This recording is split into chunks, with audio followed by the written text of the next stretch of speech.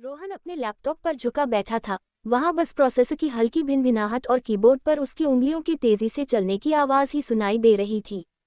वह एक कोड को सुझाने के मिशन पर था, दूसरे आयामों के प्राणियों से संपर्क साधने के मिशन पर।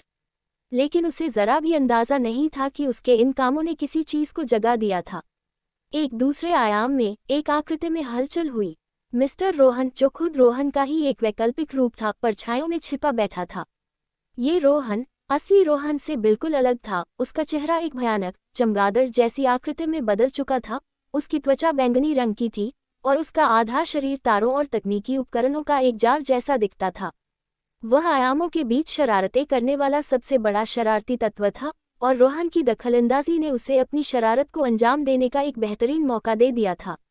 एक कुटिल मुस्कान के साथ मिस्टर रोहन ने एक शक्ति का प्रयोग किया और रोहन की लैब में एक विशाल ब्लैक होल जैसा पोर्टल प्रकट हो गया। रोहन की आंखें हैरानी से फैल गईं। उसने वहां से भागने की कोशिश की, लेकिन तब तक बहुत देर हो चुकी थी। उस शून्य ने उसे अपने अंदर खींच लिया और वह गायब हो गया।